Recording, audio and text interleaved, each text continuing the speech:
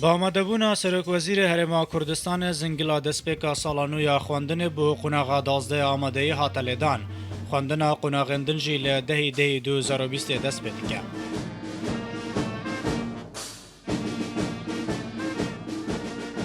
ای سال جدا جه سالن در بازبوی تنه قطابین پولن یک و دوی بناراتی و 12 آمادهی دناوا پولان ده دخوینن. پولن 3 هیا 11 با آوه الکترونی و آنلاین دخوینن.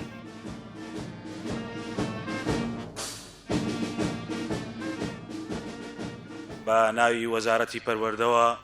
پیرۆزبایی دەستپێکی ساڵی نوێی خوێندن دەکەین لە سەرتاسەری هەرێمی کوردستان بۆ قوتابیانی قۆناغی دوانزەی ئامادەی بە هەموو بەشەکانیەوە بەو هیوایی بتوانین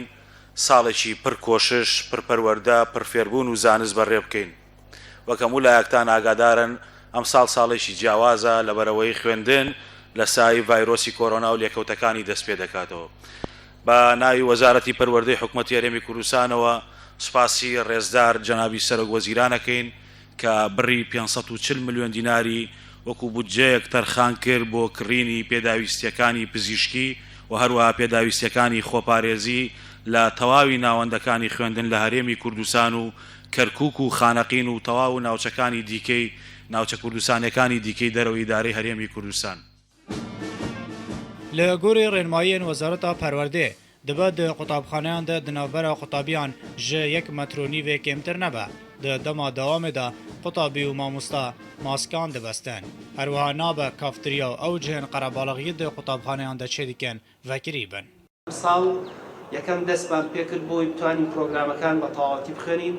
دووش تەجربەیەک بێت بۆ ئەوەی بتوانین لە ئایندەیە قۆناغەکانی تر دەست پێ بکەین خۆتانەزان 27 مانگ بۆ دەیدا کە قۆناغی 1 و 2 بنەڕەتی دەست پێکات 14 ڕۆژە و ئەم 14 ڕۆژە سەرکەوتوو بین ئەتوانینێکی دووش دەست پێ بکەین و وردە قۆناغەکانیش بگەڕینەوە ناو ناوەندەکانی خوێندن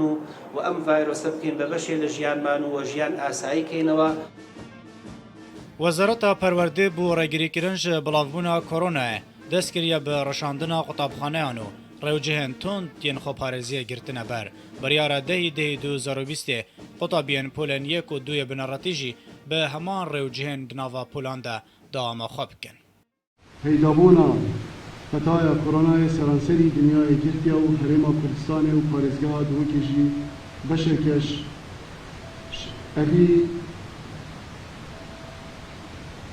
ئەvê دنیایê ku tûşî evî vayrosî bû. Bêguman peydabûna evê nexweşiyê yan vê petayê kartêkirin seranserî cîhanê hemî sekterakî ye. Taybet jî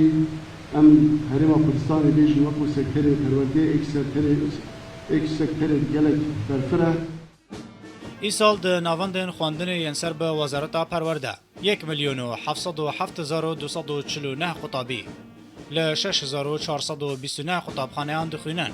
هر و 120,658 مامۆستاوانه آن دبیجن هرچند لسر شواز خواندن به الکترونی شار زیان تبینین زور هنه و ها دبینن قطابی و کپیتوی نکارن مفایور بگرن لهش چبریارک و دمک دیاری کرینیه بوه که همو قناخ دناوا پولان ده بخوینن.